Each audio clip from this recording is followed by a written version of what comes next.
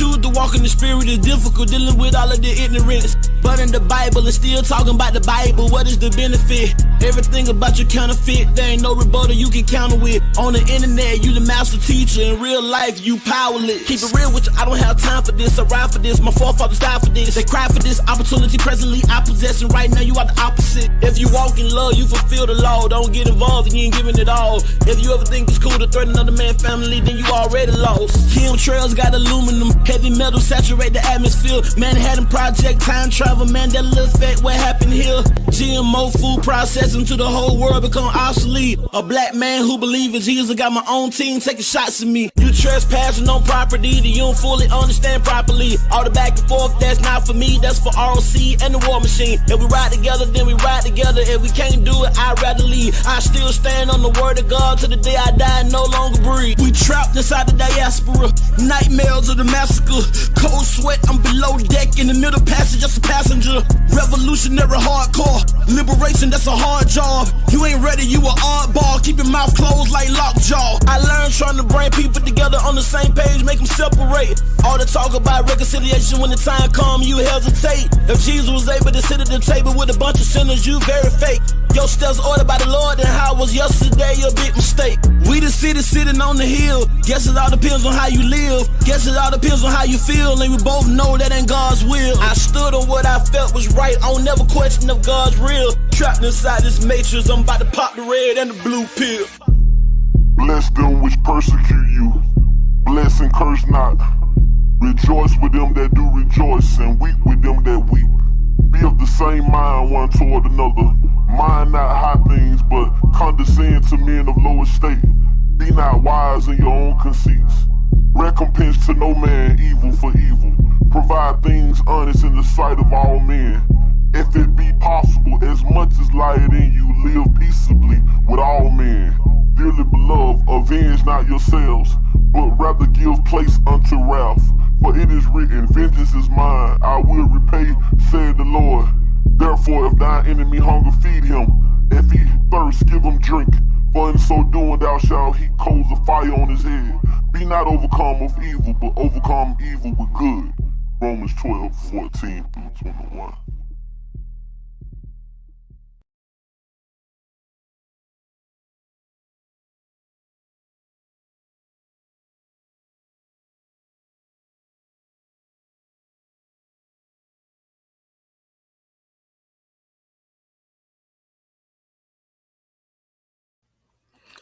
Peace, peace, peace. What it is, it's your brother Tyvon Swain L, aka the Orthodox Moor, aka the Seven Pillar Saracen, aka Brother Moore. Wishing y'all peace and blessings. Hoping y'all are having a wonderful day. Do me a favor, hit a 1 in the chat if you can hear me. I can't see my mic right now. Shalom to Brother Yahya El Young. Can you hear me, brother man? Let me do it like this. Let me see if I can see my mic like this. Are we? Yeah, we good. There we go, fam. So, like I said, I pray everyone's having a good day. I know a lot of people just got done seeing their families and whatnot. I hope y'all have some good time with your families and whatnot. I don't mean celebrating holidays. I just mean I hope you had a good time with your family. But even with that, that literally gets into the topic I want to get into. Something that's been on my heart and my spirit for a long time is this concept of spiritually separating from Western Christianity and reconnecting back to the Abrahamic traditions of the Afro-Asiatic world and whatnot, and how we saw things pre-Nicaea.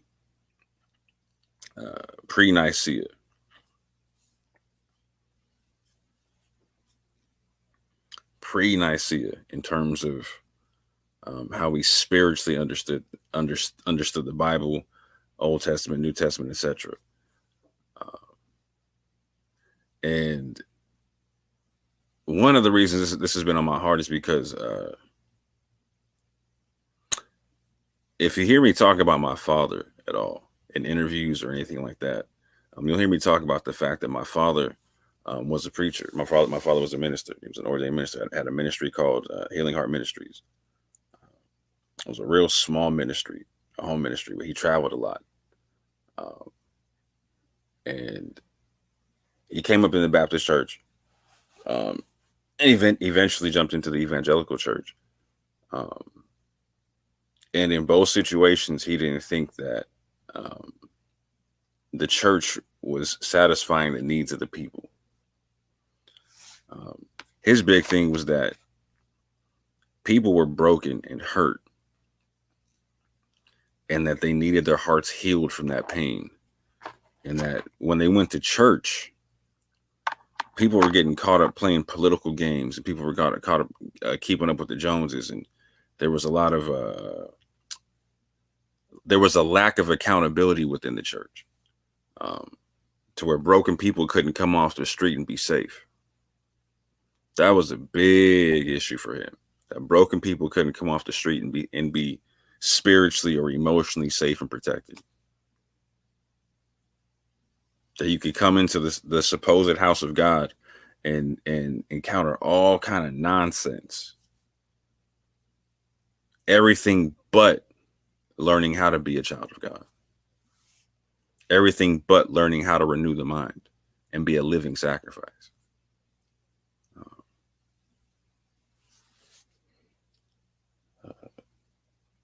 I watched my dad travel quite often and quite far on a regular basis to go deal with people he thought were broken.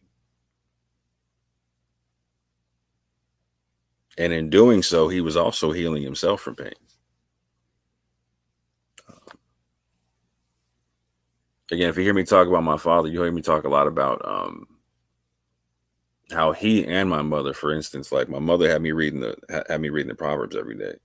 And my father was heavily into the story of King David, because for him, it showed the realistic concept of being redeemed in your everyday life. Because the story of David shows the rise and the fall of a human being, and not just the rise and the fall, but the rise again, right?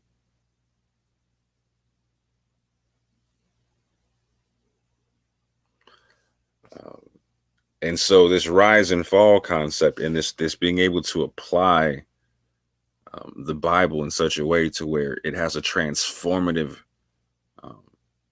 action in your life, a transformative aspect of how you deal with it, to where you can actually heal wounds. You can actually purge things. You can cleanse things that need to get cleansed. He started his whole ministry because he felt like this wasn't getting addressed in the church. The church had become too much of a pomp and circumstance kind of a situation. And I couldn't argue with him. I really couldn't argue with him. I left the church as a teenager because of that same concept. I'm sitting here reading, so again, my parents are instilling David in the Proverbs. For me, I'm living in the red letters, right? Because I'm like, yo, why waste time? If y'all are telling me that Jesus is the most important dude, let me go see what he's talking about, right? And everything I'm hearing him talking about is like, yo, take care of the poor, take care of each other, love God, etc. A lot of compassion, a lot of love. And I was not seeing that in church at all. I wasn't seeing that in white churches. I wasn't seeing that in black churches. I wasn't seeing that in the Catholic Church. Baptist churches, evangelical churches. I didn't see it nowhere. I saw a lot of ceremonial stuff, right? Like ceremonial, I'm going to give a bag of food to the poor here and there, or I'm going to have like a food drive or a clothing drive here and there, but like just real ceremonial stuff. Real ceremonial stuff. And bottom line is, my father was not satisfied with the culture of the church. I was not satisfied with the culture of the church, because when we both looked into the Bible, the culture we saw there was not the culture we saw in the church. The culture of the Bible was not the culture we saw coming out the church. Now, my father passed before I could introduce him to a lot of information. But before he passed, I was able to introduce him to a lot of information about Ethiopian Christianity. I was blessed enough to go see a Lucy exhibit somewhere around like 2012, 2011, something like that, I believe. And to get to the Lucy exhibit, you had to actually go through the history of Ethiopia. And they had replicas of a lot of stuff there, and it blew my mind. Like it was the first time I had seen like African depictions of a Jesus before, and it re-terraformed my mind, fam. Like it changed the way I saw a whole bunch of stuff. I immediately started jumping into Ethiopic concepts and trying to understand the history of Christianity and Judaism in Ethiopia, in East Africa, and other parts of the Afro-Asiatic world, separate from Western Christianity. What was different about it? What was the same about it? You know what I'm saying? And I immediately got to understand, like, first of all, there's a different canon, which just changed the game. I was like, wow, y'all got a different set of books. Then I started observing the churches and whatnot. And I'm lucky, right? Like, I live in a state to where there's actually a bunch of Ethiopian Christian churches. There's like a good 3 or 4 of them in my state.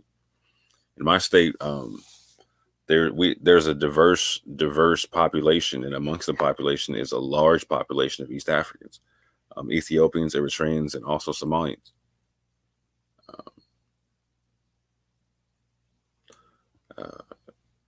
And so I've been able to see a lot of East African culture up close and personal. Dialogue with people, talk to them about stuff, research stuff on my own, etc. And I got to understand. I was like, wow, like the even the Ethiopian perspective of Christianity, it seems different than Catholicism and Western Christianity. I was like, it looks different, it feels different, it vibes different. And it was my initial foray into the concept of the Afro-Asiatic tradition that existed separate from the Western tradition. And immediately,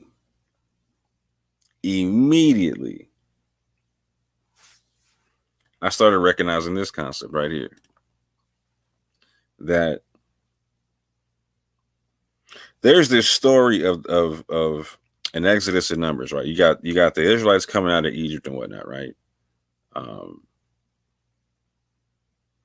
And they're embedded in one culture for a very long time, generations, right? They're Hebrew. They know they're Hebrew. They have a basic concept of religion passed down from Abraham, etc., whatnot, right? But they don't have their full Israelite culture given to them yet. All they've known is this other culture in Egypt. They've been surrounded by it.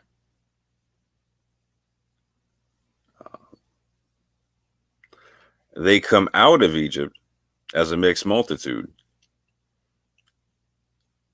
And when they began to get introduced to a different culture, the one that God wanted them to have,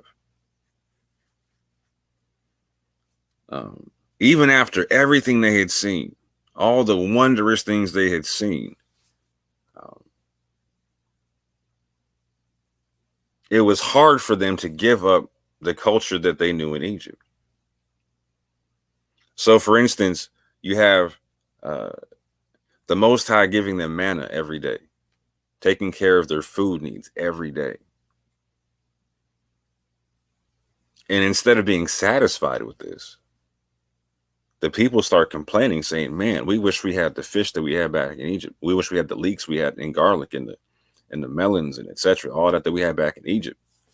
Man, that food we had in Egypt was cracking. Tired of this manna.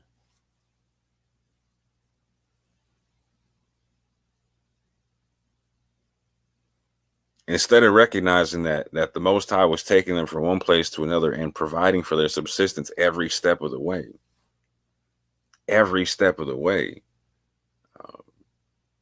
they were unsatisfied. They were missing the spiritual cue as to what was going on.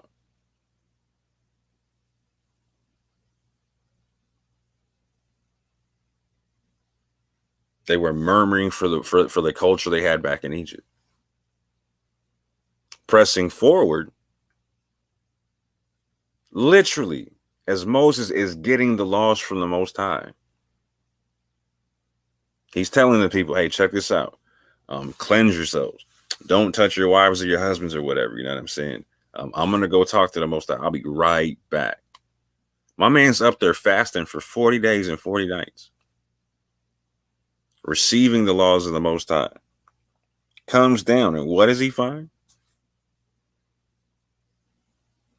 His people have literally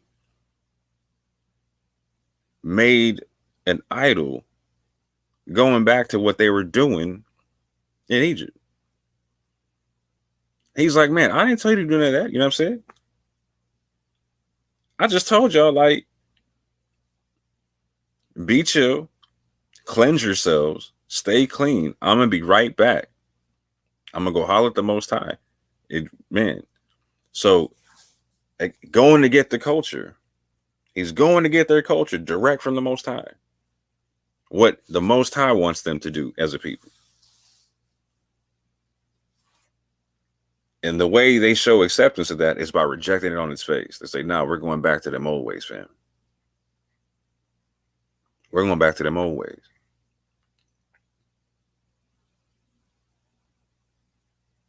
Pressing forward still.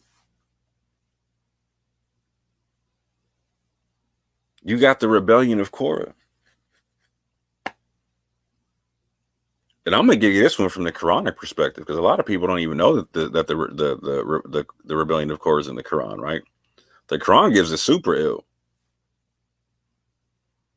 The Quran gives it super ill. The Quran breaks down the fact that Korah, and this is cooperated in the Hebrew of the Bible, right? Like, so in the Hebrew of the Bible, in the Old Testament, when the taskmasters are put over the Israelites, a lot of people think that it's Egyptians being put over the Israelites, but if you actually look at what the wording of the text says, you'll get the understanding that it was Israelites getting put over other Israelites. Much like the way the Romans put other people in power over the Israelites. It was Hebrews over Hebrews, if that makes sense. It was Hebrews over Hebrews. So, in the Quranic perspective, Korah is Pharaoh's right-hand man. In Egypt, Korah is not just his right-hand man, he's one of his spiritual right-hand men. On a religious tip. Running the religion that they're dealing with there. Not the religion that the Most High gave Israel. But he's dealing with the religion that the Pharaoh is dealing with.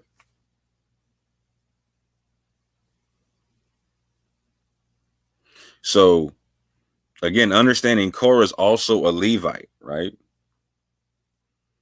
So the Quran gives the narrative, like, you know what I'm saying? So when they leave Egypt, like, Korah is like, he went from being on top.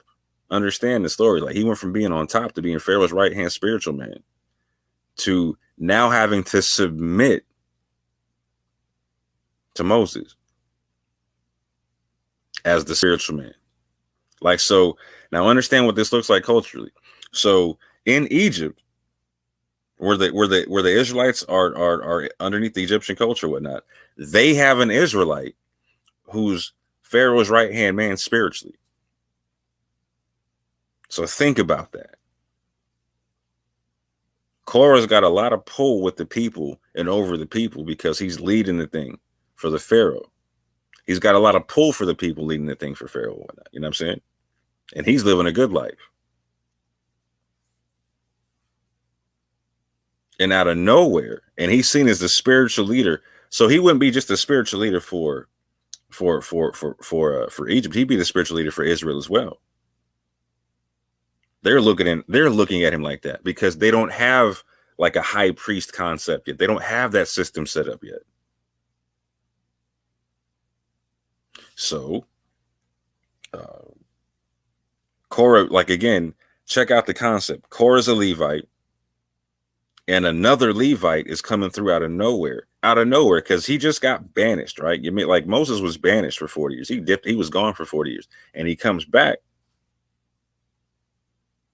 And now he's coming back with this whole different concept, whole different name for God and whatnot, whole different thing. You know what I'm saying?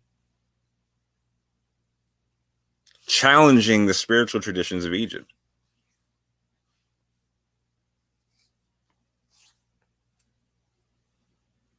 So in the Quranic perspective, like, so when the Israelites got to go, Korah got to go too.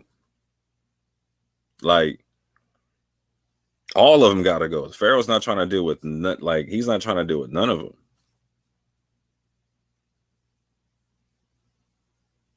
It makes sense, right? Like, you just got to deal with a whole bunch of plagues, and you got to do say, yeah, you got these plagues because you're not letting my people go. So when he says get them out, he says get them all out. I don't want none of them here. You know what I'm saying? So Korah loses his station in Egypt, and has now begun this process of, like everyone else in Israel, of wandering in the desert, or wandering in the wilderness. Wandering in the wilderness.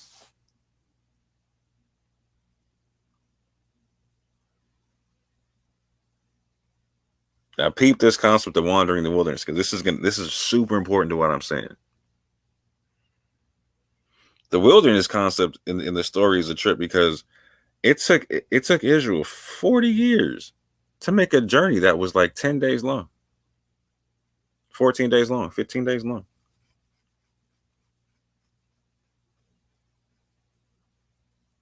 But like I'm saying, they was murmuring. They was mad about things. They was dragging their feet. They was challenging God left, right, and center the whole time. It's like they didn't recognize that they were just delivered by the Most High and was being formed into a nation. Some people got it. Some people got what was going on. But the vast majority of people didn't get it. They were like, look, man, we was cool. They weren't complaining about how life was in Egypt. Think about that. A lot of people think that the Israelites had it hard in Egypt, man. A lot of them really think they had it hard. No. For the vast majority of their time there, they didn't. Go back to the beginning of the thing, right? So you got Joseph making the way for the people, like he's John the Baptist. You know what I'm saying? And so when the people get there, they get to go to Goshen. They get to go to Goshen. Right? So they're good for a long time. Then there's a Pharaoh who doesn't know Joseph that arises up after a time. Then there's some harshness that happens. But look what happens in that harshness. There's a separation amongst the people. Like I said, when you go read the Hebrew of the scrolls, it's other Israelites getting put over other Israelites. So not every Israelite, even amongst the so-called harsh captivity aspect of Egypt, not every Israelite is living rough. There's the overseers are living good. Korah represents the overseers. Again, there's these people trying to get at Aaron and whatnot. There's these people conspiring to build this golden calf while Moses is on the mountain getting the laws from the Most High. There's already a prior knowledge of this stuff, right? And a know-how and all them kind of things. That comes from that class that was living well. They're like, look, man, this is a lot lower than what we were living. We were living cool back in Egypt.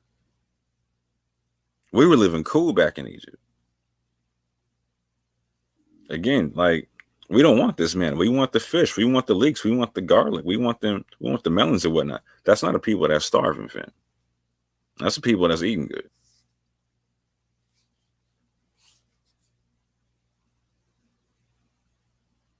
That's the people that's comfortable, is what that is, right? The ones talking about the melons and the leeks and the fish and the onions and the garlic, those are people that were comfortable back in Egypt.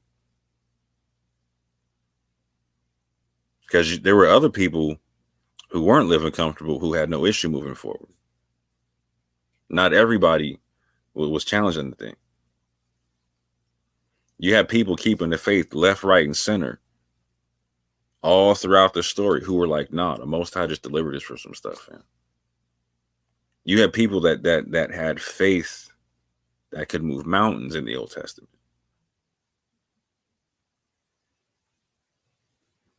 You had some people who saw what would just happen, like, nah, we're cool. Like we should do what the Most High says, because the Most High can do what the Most High, he can do what he wants to do. We just saw what happened in Egypt. We just saw what happened in Egypt. We just saw them plagues go down. We just saw those plagues go down.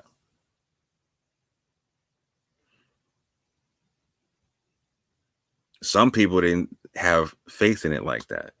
Again, like Korah, right? So Korah's playing the power game. Korah's trying to exercise his power over the people. Well, Moses isn't there, etc. You know what I'm saying? And the people rocking with Korah, etc. We see it starting to bubble up with the golden calf. And then eventually we get the full-on rebellion. And what happens?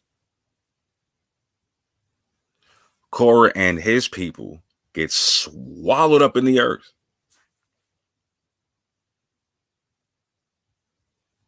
Get swallowed up in the earth.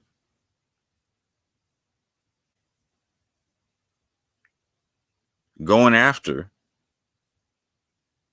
the culture that's not theirs. Trying to upkeep the culture they just came from because they were comfortable in that culture. Because they were comfortable in that culture. But look what happened. The Most High literally separated the wheat from the chaff. After the golden calf, there's a lot of people that get thinned out.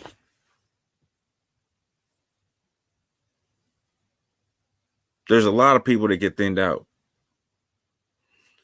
After Korah's rebellion, there's a lot of people that get thinned out. Him and the people rocking with him get swallowed up in the earth.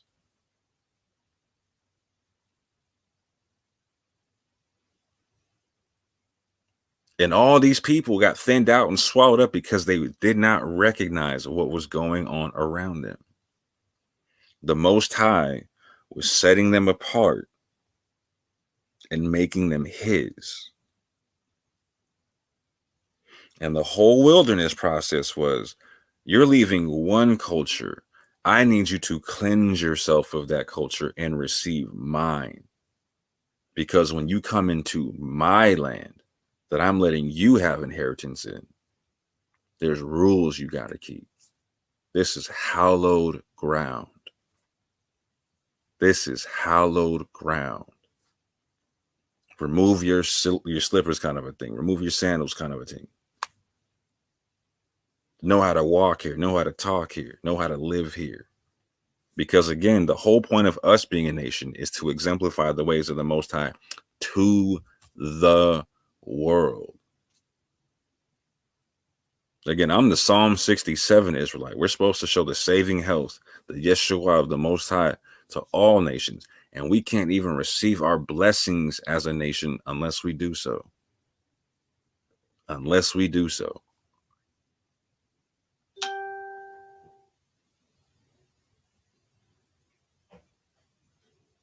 So, again, there was a group of people that were comfortable in the culture that they just left.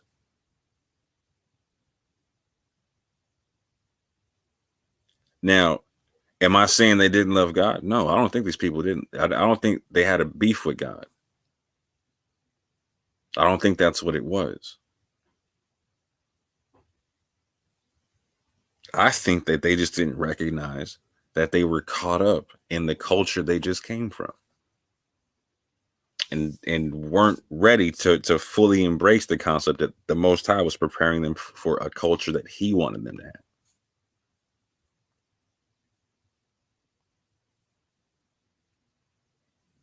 And we see this throughout the entirety of the Old Testament, right? To where the nation doesn't live up to the concept of being a light to the world. The scrolls talk about we got to get scattered a couple times and regathered to actually get this concept right. But when we get regathered, again, we're gonna have gone through the same process of going through the wilderness, in a sense, to where the concept of the wilderness is we got to go wash 7 times, fam. We all got things we need to go heal from. We all got issues that we need to go heal from. We all got things that happen in this captivity that we need to heal from, mentally, spiritually, physically, emotionally, all that, epigenetically, all them things. And we're not going to heal from those things, clinging to a culture that wasn't satisfactory to our needs to begin with.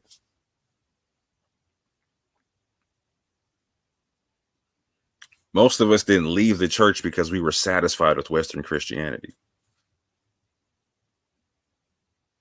We left the church and kept the Bible. And a lot of us are saying, okay, we're connecting with being the people in this Bible. And if that's the case, now we got to have a real serious conversation, because we got to do the same thing that Israel did in the scrolls. We got to leave one culture behind and pick up the one the Most High wants us to have.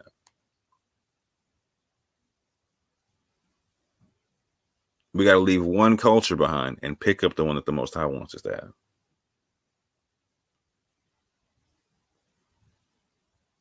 We're used to the church concept. We're used to how that feels. We're used to church being our culture.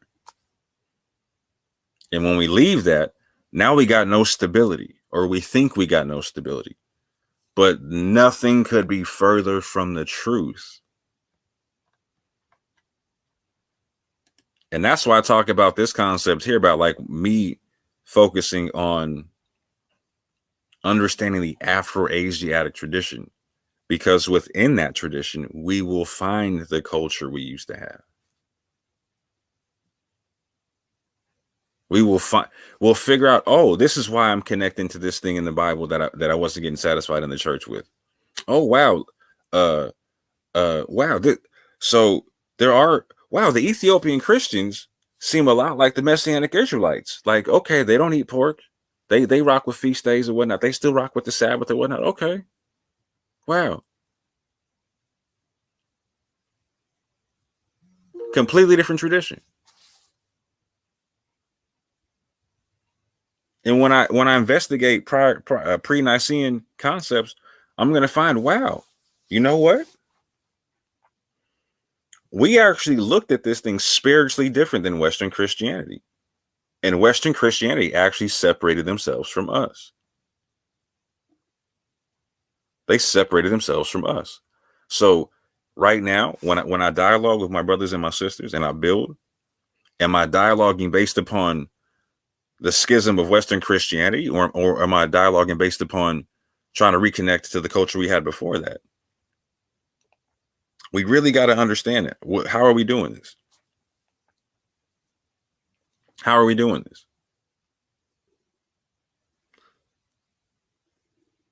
So let me go post Nicaea right quick, right? So a lot of people were coming at me funny because they're like, oh, you're an Islamic Israelite, you're a Muslim Israelite. Well, first of all, like there was more Muslim Israelites in West Africa than there were Christian Israelites in West Africa. That's just documentable.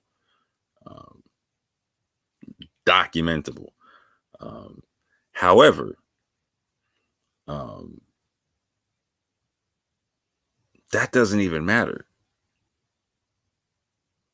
Here's what matters, right? Look at the history of the thing. So if you look at what I talk about, I deal with Moorish Islam. And when the Moors went into Spain and went and bailed out the Israelites in Spain and whatnot, who fought alongside the Moors in Toledo and opened the gates for them in Toledo, etc., whatnot. The Moors didn't have the Hadith. The Moors just had the Quran.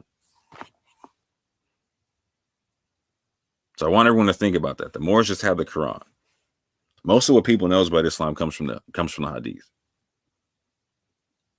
I do not rock with the Hadith. I rock with the Quran and the previous scriptures, right? And a lot of people don't know the Quranic Jesus. A lot of people have an issue with the Quranic Jesus, or they think they have an issue with the Quranic Jesus, and they don't. They have an issue with the Hadith Jesus. If you were to examine the Quranic Jesus, now check this, listen to what I'm saying. I'm not saying anybody needs to follow the Quran. Just listen to what I'm saying. If you examine the Quranic Jesus, it is 100% in line with the Afro-Asiatic concepts of Jesus pre-Nicaea. Pre-Nicaea.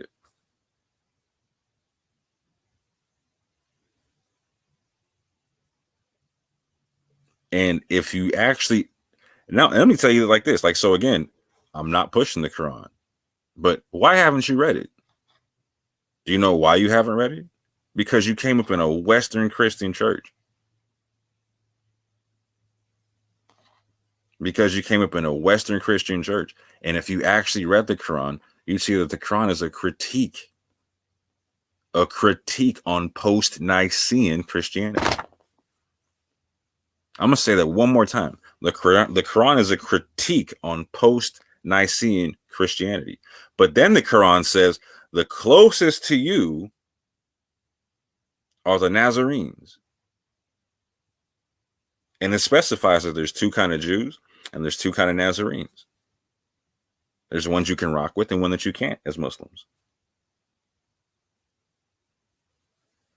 The Quran literally recognizes the schism between the Roman Catholic tradition or the Greco-Roman tradition and the Afro-Asiatic tradition. So you haven't read the Quran because the Western Church told you not to. It's the Antichrist religion. Said who?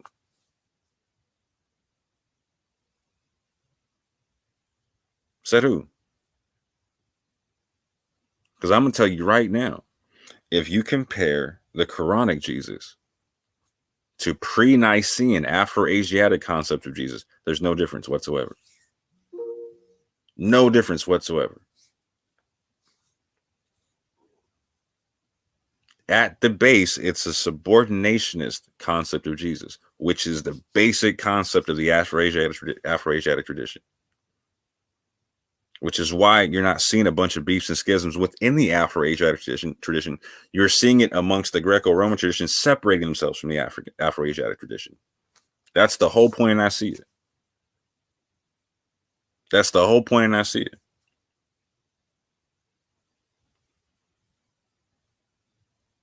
My concept of Jesus is not too different from Arius. Not too different from Arius at all. The Quranic concept of Jesus, not too different from Arius.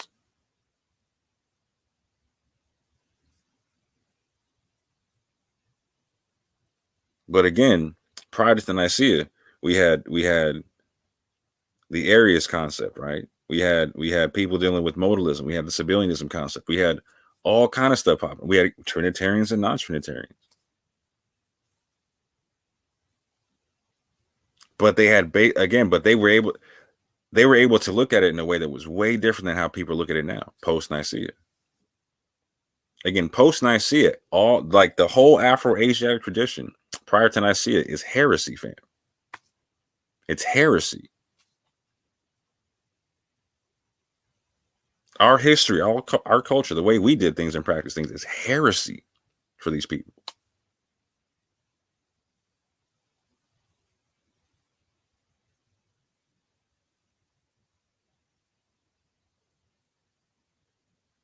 Just like in a lot of ways, um, the people who were comfortable with the culture in Egypt, right? They weren't trying to change to a new culture. For them, that was almost like a heretical concept. They wanted to go back and worship the golden calf. They wanted to go back and worship the golden calf.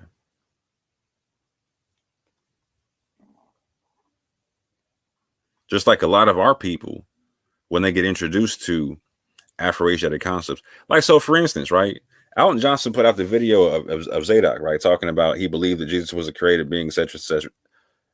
People started wilding out.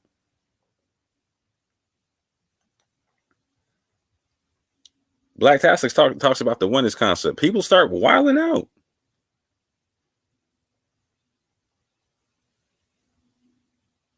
And acting like it's something new. And it's not. And it's so not. But we don't know that because we're caught up in a culture that's not ours. We're caught up in a culture that's not ours. And so we can't do what Korah and them did, fam. We can't just put an Israelite spin on an Egyptian thing. We can't put an Afro-Asiatic spin on a Greco-Roman tradition. It's not our culture.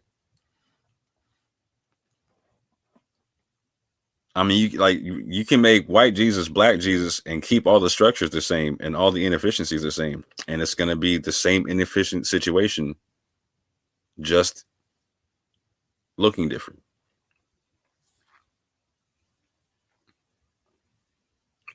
It just looks different because the accountability is not there.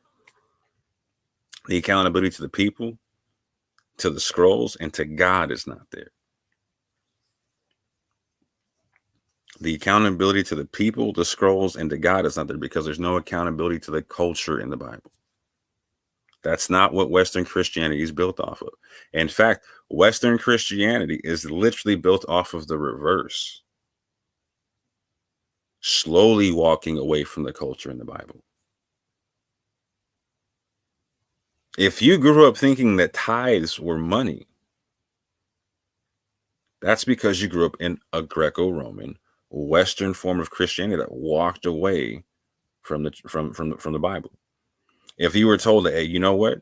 It's supposed to be food, but if you don't want to carry your food or you think it's going to go bad, you can convert the food to money, and then when you get to the place you need to get to, you can convert it back to food. They don't tell you that. They're telling you that the preacher man got to get paid out the tithes or whatnot. Word, son?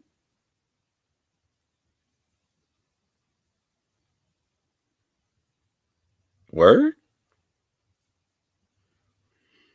Now, they might argue for the whole concept of, oh, well, there's this year of the tithe and the priests get paid from that. Yo, that's arguable, right? I can literally make an argument that's a power grab by the Levitical priesthood, right? It's literally arguable. What's not arguable is the fact that the tithe is meant to deal with the poor, the fatherless, the widow, and the alien.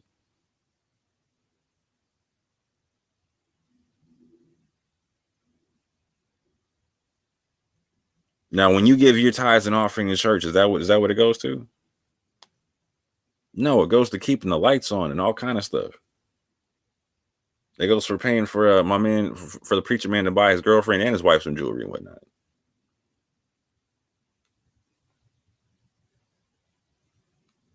Is that the culture of the scrolls? No, the culture of the scrolls is that if you're part of the priesthood, you're in a self-sustaining situation. You've got cities of Levites that you're dealing with that have their own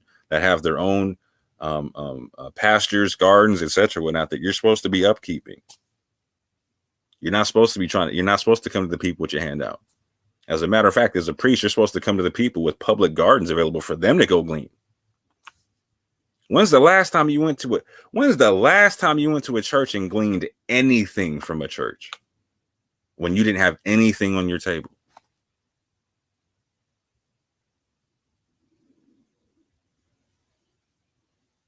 How many of your churches got fields? How many of your churches have cities that the preachers live in, or set apart situations that the preachers live in that you don't pay for, where they're self-sustaining themselves and they come teach the scrolls?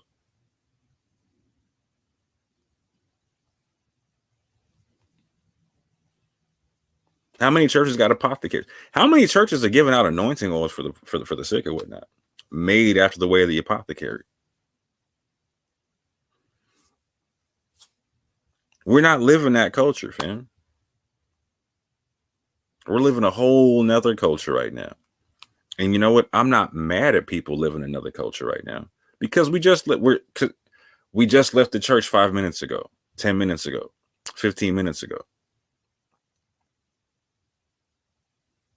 We got a lot of wash. We got to go wash 7 times right quick.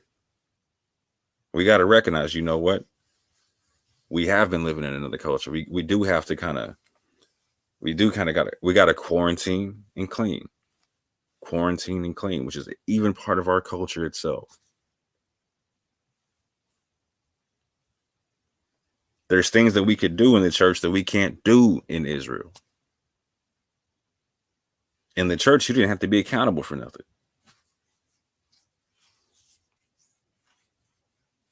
In the church, you could figure out all kind of reasons to where, like, you know what, I don't have to take the blame for the stuff I did.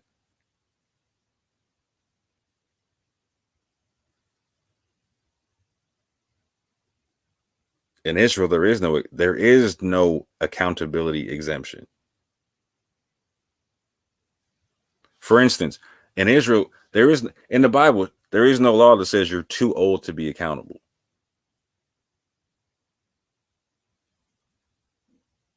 If you're feeble, that's one thing.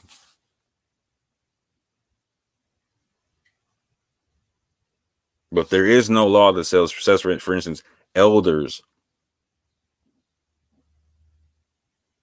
are exempt from accountability.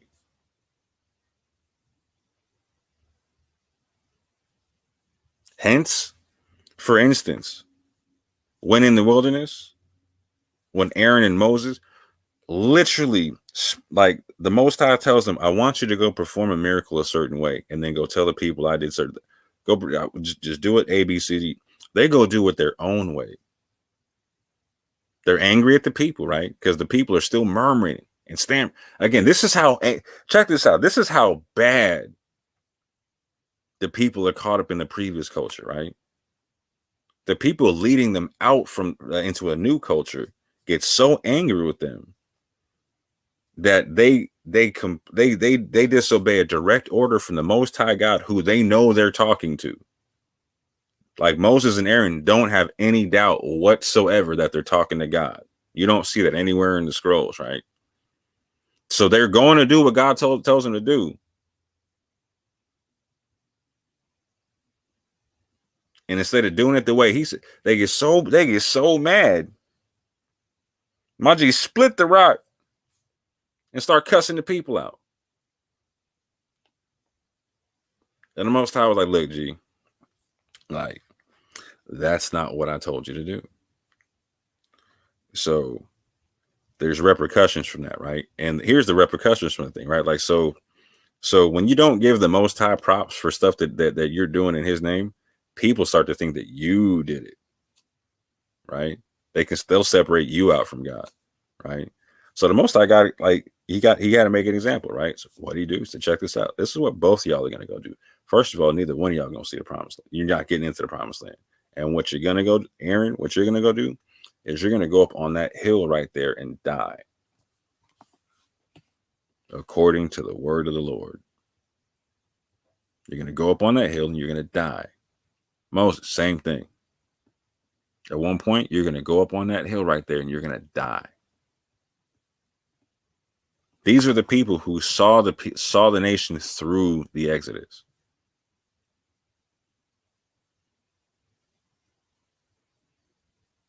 And they still weren't exempt from accountability. That's the nation we come from.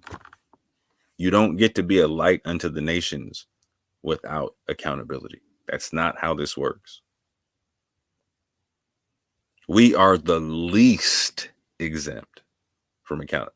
You understand? We are the least exempt from accountability if we are going to be a light unto the nations and showing them the saving health of the Most High. I've said it before and I've said it again. If you're raising your hand and got the nerve to say that you're an Israelite, just recognize that you're volunteering for the hardest possible job in the world. You are volunteering to be the living embodiment of the ways of the Most High on this earth, and to catch hell if you don't.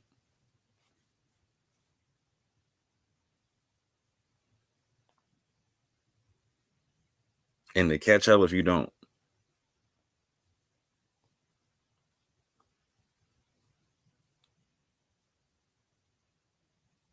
That's what we signed up for. Go read the scrolls, fam.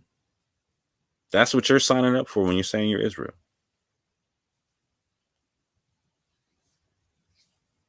Go look when it's talking about when you can see amen in the Bible, fam. It's a verb, it's a execration contract. We're asking God to curse us if we don't follow his law. And execration is no joke, fam. Why did we go into captivity? Because we made an execration contract.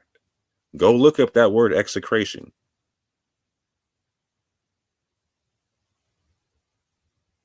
It's a covenant with a bitter cursing to it. And it's literally a type of cursing to where, like, you have to ask God to curse you if you don't do this thing.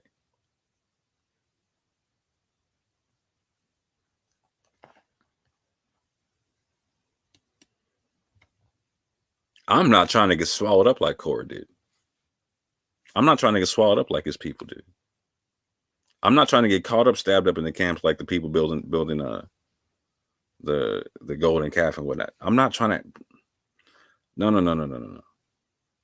I don't want that lifestyle. I want the lifestyle the Most High wants for us.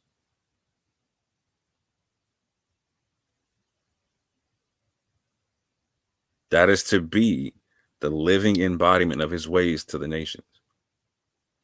And the way we do that is we live the culture that he gave us to live from top to bottom, without apology, and without amalgamation.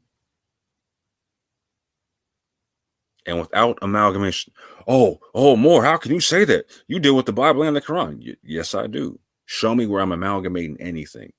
Walk me through it. Don't make the appeal to emotion, which will get you beat down in a debate all day with me, right? And when I say you, I mean the proverbial you, anybody making this argument. Because I hear this argument all the time, been hearing it for years. I just got off a Christian's live stream in the UK. And they always talk to me like, man, the way you deal with the Quran, it's like you talk like you're a Christian. You know what? I talk like I don't use the hadith. That's what I talk like. So how about you sit down and build with me to see, is what I'm saying based upon our culture or not? Does it conflict with the culture? Am I amalgamating cultures? And if you take 5 minutes and sit down, you'll recognize, no, I'm not amalgamating nothing. I'm exemplifying our Afro-Asiatic tradition.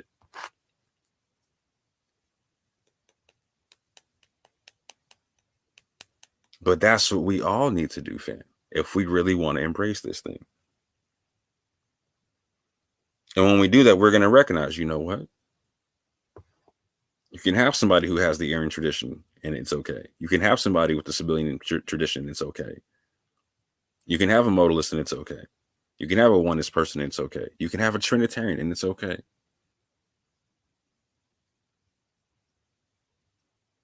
Me, I don't got a problem with Trinitarians. How can you say that, more? You deal with the Quran. The Quran doesn't say nothing about the Trinity. The Quran talks about tritheism.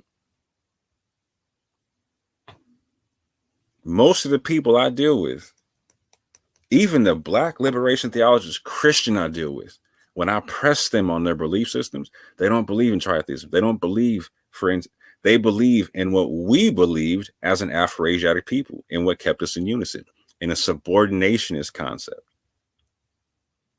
of Christ. To where, for instance, Christ is never going to be in a position of telling the Father what to do. Ever. Ever. And if Christ don't do what the Father tells him to do, he's going to catch hell. That's just how that one works, i.e., the Father's supreme. The Son is secondary. If you're talking about like one in essence, and cool, I'm gonna ask you again. I ask everyone this simple question: did Jesus have the power to create himself in and of himself, separate from the Father? Every time I ask that question, I get a resounding no, like almost instantaneously from everyone. Like, cool, you're not a tritheist. Got you. Quran ain't talking about you. Quran ain't talking about you. But if you actually go examine what the Quran's talking about, like I said, it's a critique on post-Nicene Christianity.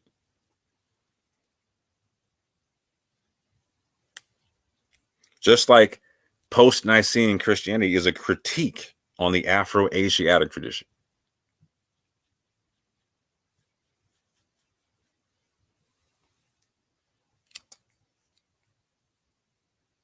Fam, we need to leave Egypt and come home. We need to leave the culture of Egypt and go live our culture in Canaan. We need to leave the culture of Egypt and go live our culture in Canaan.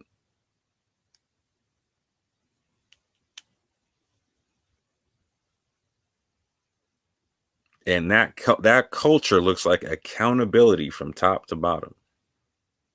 And it looks like transforming yourself from the inside out with the ways of the Most High via the renewing of your mind and being a living sacrifice.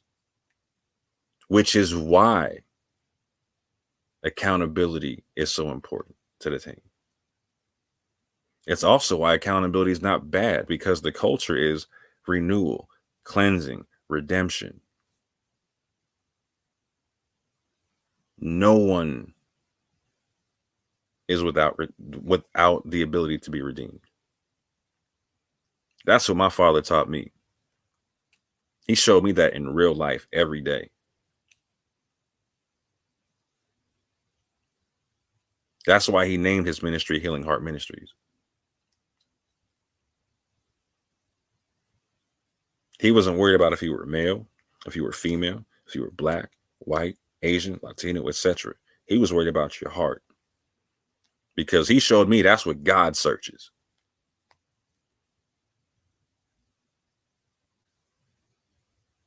He taught me God's searching my heart and waiting for me to connect with him on what I need healed. My pop took me to David all day and was like, look, man. My pop my people hear me say this all the time, and this comes from my father, so understand this. This concept of David speaking to the Most High, talking about the sacrifices of the Most High are a broken heart and a contrite spirit. It's not a cow. It's not a ram. It's not a lamb. Whatever. None of them things. It's a broken heart and a contrite spirit.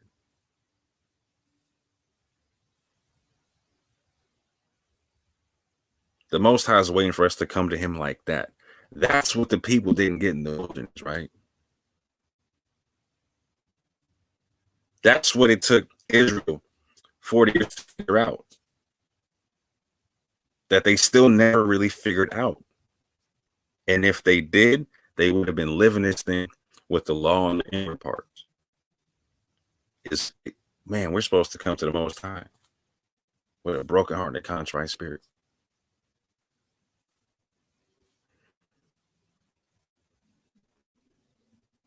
That means accountability is not a scary thing. Because in our culture, along with accountability comes compassion. In our culture, along with accountability comes compassion. Love is at the center of this thing. Love is at the center of this thing. So it's not about holding people accountable without love and compassion. It's not about so my pop used to talk about this all day about so he's like, bro, I had to get out the Baptist church because I got tired of being a low down, no get dirty sinner, bro. I got tired of never being able to be good enough for God. I couldn't take it. He told me he didn't want me to grow up in that, right? He brought me around it for long enough. And bro, I saw it too. I couldn't be good enough. It was like, yo, I got tired of going to church just to get my finger wagged at me just for being there. Just for being there. Wasn't like, yo. My pop was like, I need to go tell somebody something good about themselves, right? That makes them want to get in touch with God and heal the broken parts about themselves. I think he's like, I want to connect to people's pain and let them know that the Most High can deal with that pain. That he has ways for that. He has prescriptions for that. And his ways don't fail.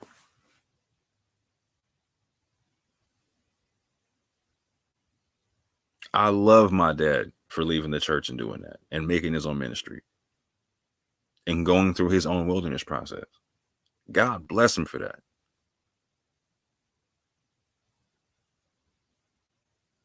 Did he mess up left, right, and center all day long? But I'll tell you what, my G was sincere with it. Because he didn't even want to pay himself. Like, my father got a call from the IRS because he refused to pay himself. And they hear this. They literally made him pay himself. They're like, look, you can't operate as a ministry unless you pay yourself. He's like, what? I'm listening to my dad argue with these people, saying the Bible doesn't tell me I got to do that. The Bible tells me whatever I take in, I'm supposed to go help people out with.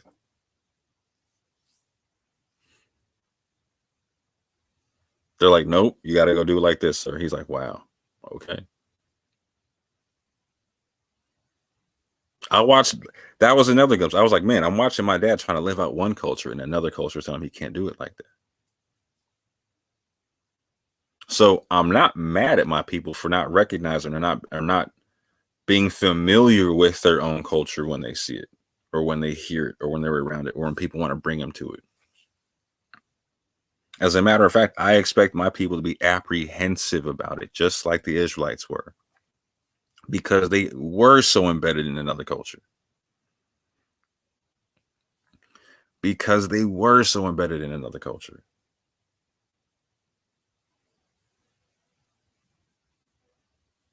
And we're more lost than the Hebrews were coming out of Israel and whatnot. Fam, we don't even speak our own language in any way, shape. We don't even speak an Afro-Asiatic language. At least they did.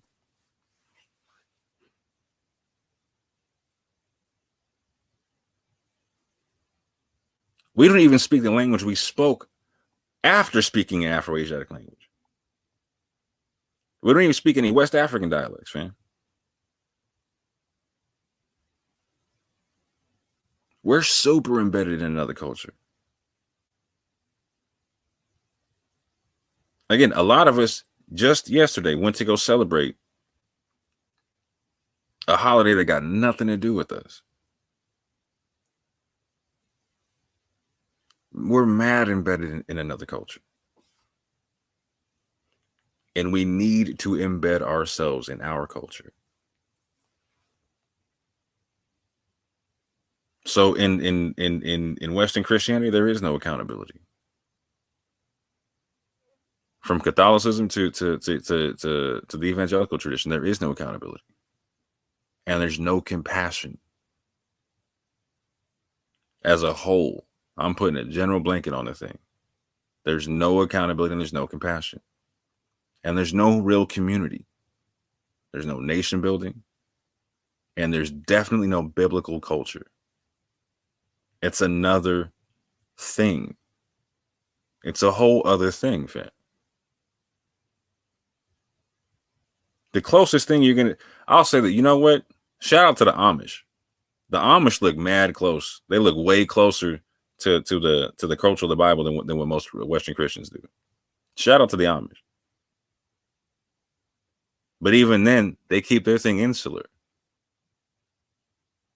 That's not our culture. Our culture is not supposed to be insular. Like when Joseph was doing his thing in Egypt, he was trying to go feed the world when they got hungry. When God put his stamp on us as a nation, he said, I'm making you a nation for the world, to be a light to the world. And then told us he was going to make us a covenant for the people. That's the world, fam.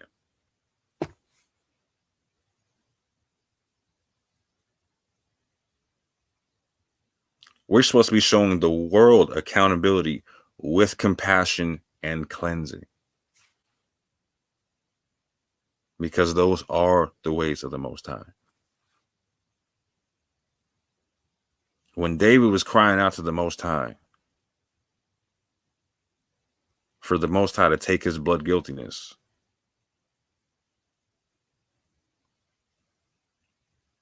that wasn't because he believed the Most High had a lack in compassion. In fact, your man starts running naked down the street. Naked down the street because of how elated he is at the unfathomable level of forgiveness and compassion of the Most High and mercy of the Most High.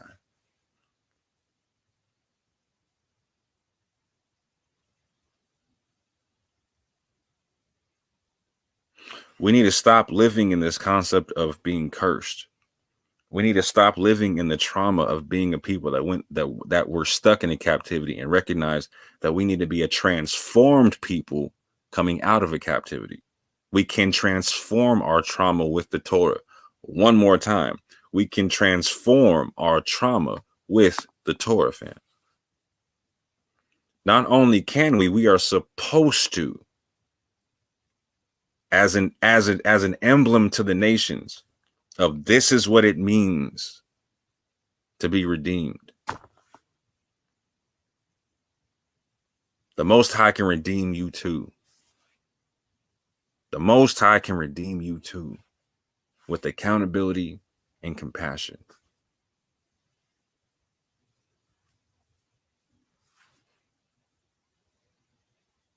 That's our culture, fam. That's our culture. Right now, I'm watching the UA and I'm watching the Reformed Christians trying to beat us to the punch. They're trying to beat us to the Afro-Asiatic culture and try to stamp it for theirs. Like, oh, y'all need to connect to the Nubian Christians and the North African Christians and the church fathers who believe the African church fathers who were the basis for the Reformed tradition and blah blah blah blah blah and Protestantism. Yeah, cool. They can have that, fam. I'm not trying to get caught up in the same fight that they're in, which is what I'm hearing all day, left, right, and center.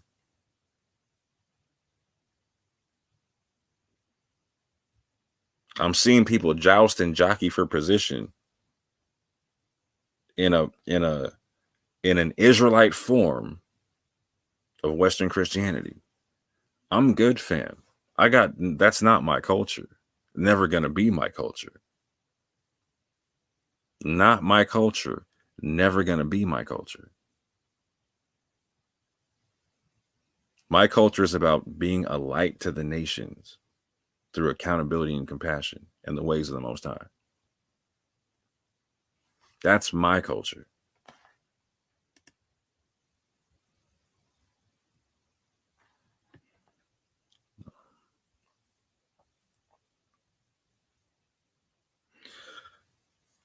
I'm not going to belabor the point too much more,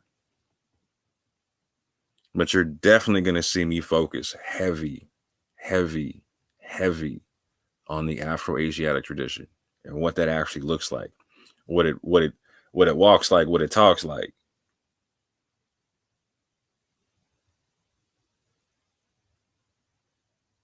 Because right now I'm watching us draw lines of division in the sand based upon Western Christianity concepts. We gotta get out of the spiritual Stockholm syndrome, family. We have to get out of the spiritual Stockholm syndrome.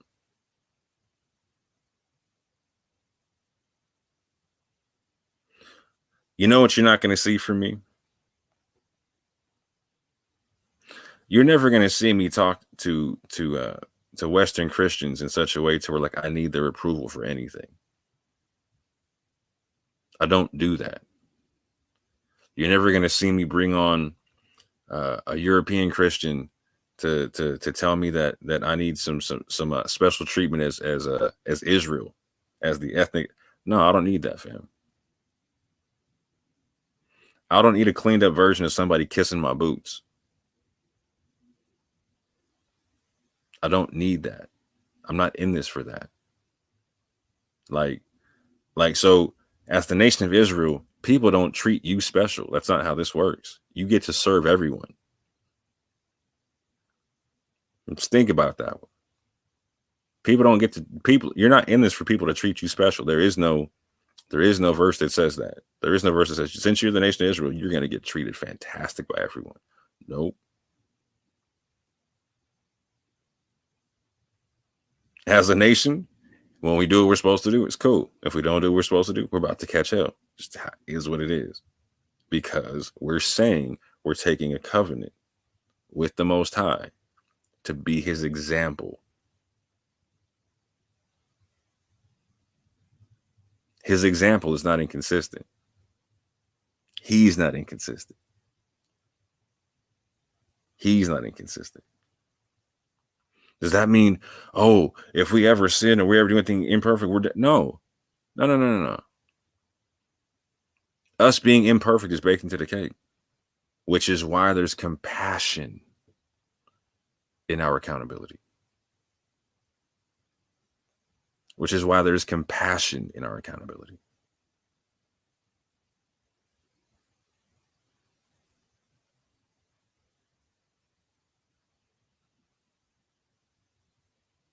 This thing is not about us being special.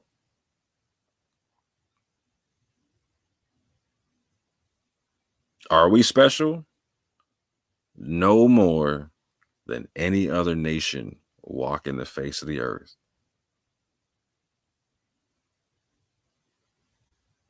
We are no more special than any other nation walking the face of the earth. So do we get to have pride amongst ourselves? Yeah. No issue with that. Every nation should have pride.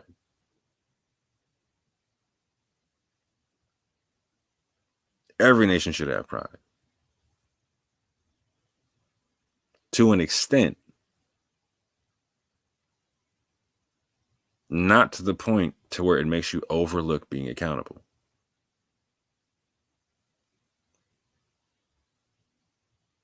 I know what the nation of Israel looks like when it's not accountable. We got a Bible full of that picture. I'm good. I'm straight.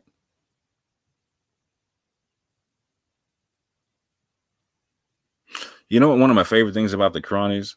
The Quran confirms the second gathering.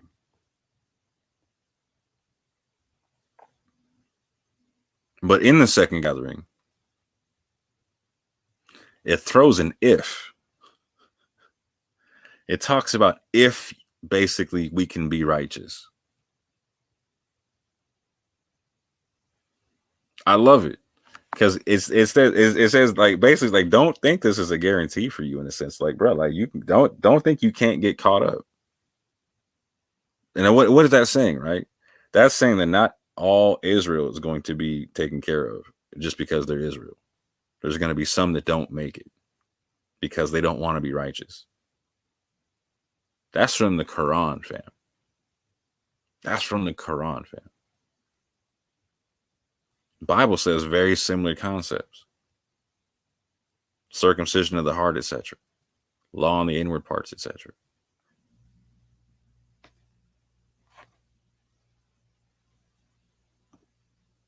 So I'm never going to apologize for not living the culture or not accepting the culture of the Western church. It's not my culture. Just like, for instance, Dante, when he interviewed me, he asked me a question about, like, do I have any connections with European Judaism or European Jews? I said, no, it's not my culture. I make no apologies for that because it's not my culture. I make no apologies for not wanting to live the Western Christian culture. It is not my culture. It does not look like the Bible. It does not look like the Bible. In my Moorish and my Israelite culture,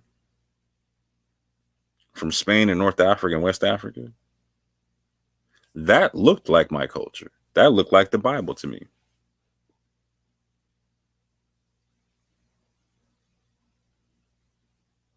There were public gardens, there were public bathhouses, there were public libraries,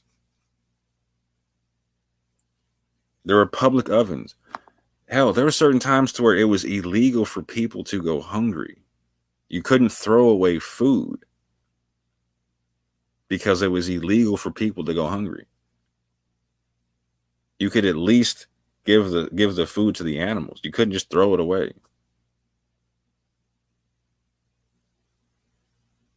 I want y'all to think about that.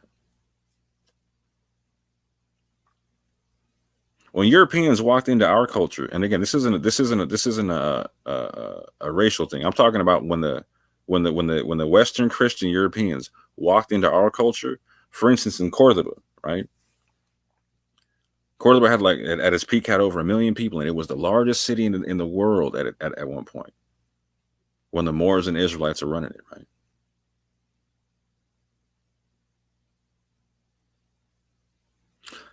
The Western Christians are coming into our cities and they're thinking that they died and that they went to heaven. Literally, that they died and that they thought they were in heaven, family.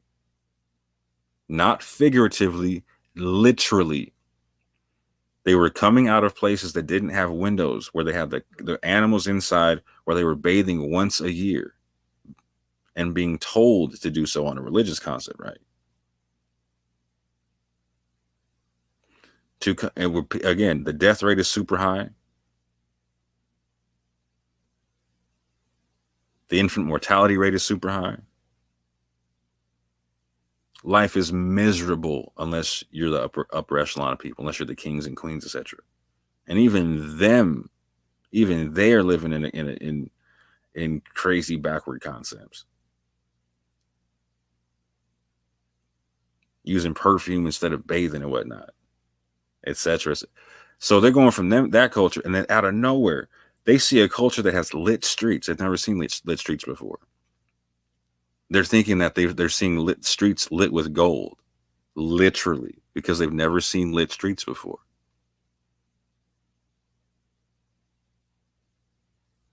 Public schools where they don't have to pay for education. As they're private schools, yeah, but there's also public schools for the poor. Again, like I said, bathhouses, public bathhouses. They went from a situation to where you're bathing once a year to where you could bathe every day if you want to for free. For free. To where if you can't cook, there's public ovens. They still have this culture in parts of North Africa, parts of Spain, etc. They still have part of our culture left over there. You can go to Morocco right now and see public ovens. Right now. Where I could go drop off my food at the beginning of the day in a clay pot or a tangine. Then put them joints in the public oven. I come back from working a hard day. They got my dinner already ready for me. Do you understand what I'm saying? What Western church you ever been to like that, fam? to where the society is built for the community. The society is built for the community. And in particular, taking care of the least of these. That's our culture. I'm not seeing my people talk about that. I'm not seeing my people concerned about taking care of the least of these.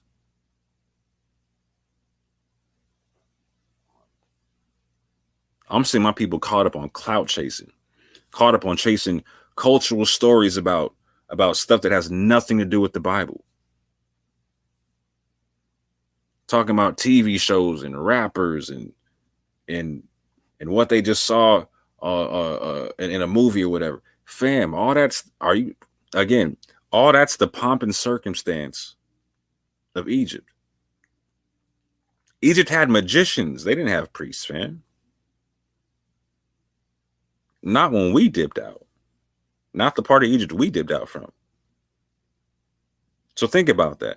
Their whole job was to do pomp and circumstance and ceremony and whatnot. And that's all we're getting caught up in right now. What's the latest this? What's the latest that? What's this? What's that? I'm almost ashamed when I listen to the conversations on Clubhouse, when I listen to the conversations on YouTube.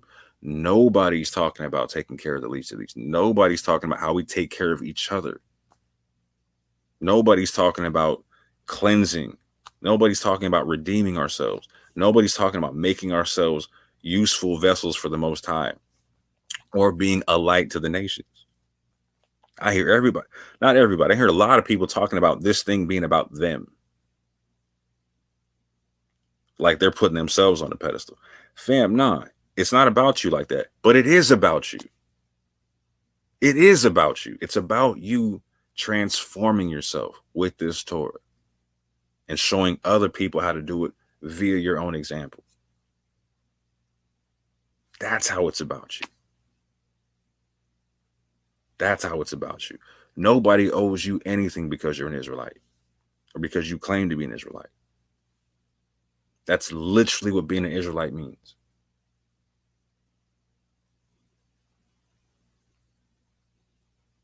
That's literally being an Israelite means. Nobody owes us nothing because we execrated ourselves in a covenant with the Most High.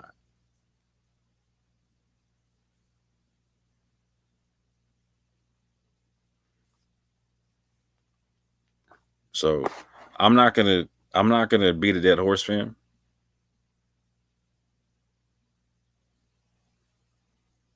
But just understand, this culture here is not our culture.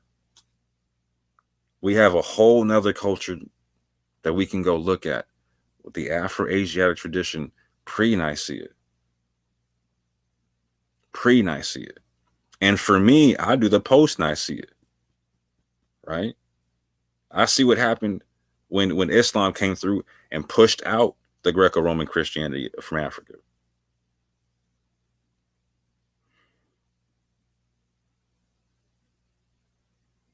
I deal with when the Moors did go into Spain and alleviated our people from being oppressed from Western Christians. Do y'all know what was happening prior to 7/11? You know how crazy the taxation was on our people in Spain? You know how crazy the oppression was in Spain?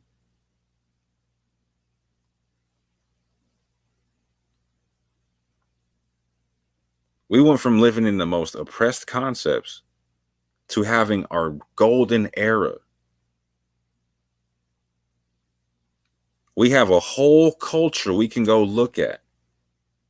And a lot of us don't even go look because, oh, they were underneath Muslims. Yes, they were underneath Muslims. 100% they were. And they told them via their own scrolls, you know what? We can't really be in rulership right now. We're in captivity. We're in exile. So we will gladly have you rule the thing and be the number 2 in command, no issue. And you know what? We were like Israelites were, governors, etc., etc. You can really go check out what our culture was and what it looked like and how it manifested in the largest city in the world at the time. Cordoba of Spain was like New York City, fam. Think about that. It had over 20 I want you to hear this, family. It had over 20 plus, almost 30 self-sustaining districts. Self-sustaining districts with their own markets, gardens, bathhouses, prayer houses, mosques, synagogues, libraries, schools, all that. Self-sufficient. I didn't have to go to the other side of Cordoba to go get something. Every district had the same thing. Self-sustaining. Like I said, when the Western Christians came there, they were like, yo, is this heaven? This is the culture that the Most High wanted us to live.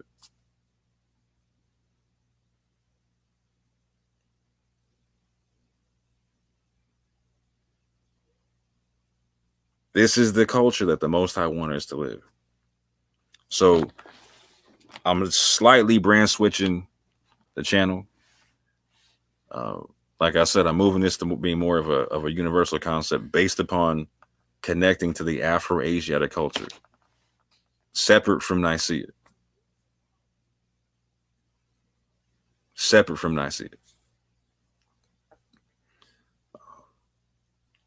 But with that, fam, I appreciate y'all for stopping through. I pray y'all was edified.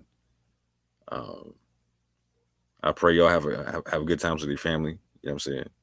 I pray y'all have a good Shabbat.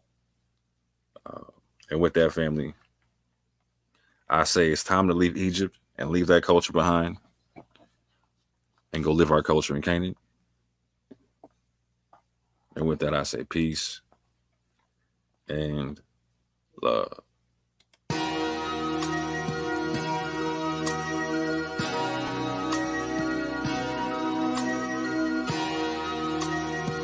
I like the way this feel, yeah.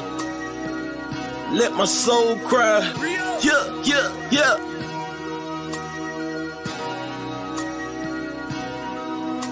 Minister, we gonna speak from the heart on this one. I'm performing lyrical funerals, no obituary. I killed your boy and brought him back to life. Pet cemetery. My anointing not based on attendance at a seminary. Scarlet witches, they attracted to the visionary. Everywhere I go, I bring the word with me, missionary. Soldier drafted in the war machine, military.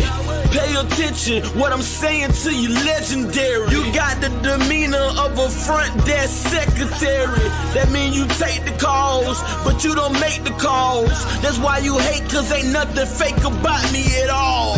Now I dare you try to say that with a straight face. My delivery in tip-top great shape. I'm too advanced for you, light years, space age. No evolution for you cavemen, stone age. I'm a thoroughbred, rock solid. I came from the bottom to the top, rock climbing. I grew up in the hood, pros and cons. That's that full court pressure when the ambulance roll out the stretch. Why can't you see it's not logical? And you live diabolical. Boy, your point of view smaller than the hair follicle molecule. This for all of them that follow you, smoking all of them barbecue. When I pull up, your voice don't correct itself with no auto-tune. I got a whole nother level that I can enter whenever I gotta deal with the devil. I pick a whole nother method. I hear a whole lot of yapping. They wanna see my reaction. I'm really out here in the community making it happen. I don't really think they understand the dilemma. They ain't looking at the man in the mirror. Can't say it in the clearer. The plan is very simple. It's time to start playing in the temple. Before somebody come and put the can on your temple. Reaching like a baby with his hand for the nipple. The Grand Reaper coming with his hand on the sickle. Hit the van coming with a ram with it. With the van coming get him. I am so glad that I changed up. Made it out of where I came from. Watch for the slide and the hook of the slow ball, fast ball, and that change up. That ghetto lifestyle, it changed us. Go back to visit, it ain't changed much. Only difference is now the way that my brain process information. And Satan, but after my license, day one, let me say something. Only reason that I'm still alive today because God's grace is amazing. Just another raisin in the sun. Dream deferred when things occurred. Now you getting served right on the curb like a lemonade stand. I just gave you the benediction, let the whole church say amen.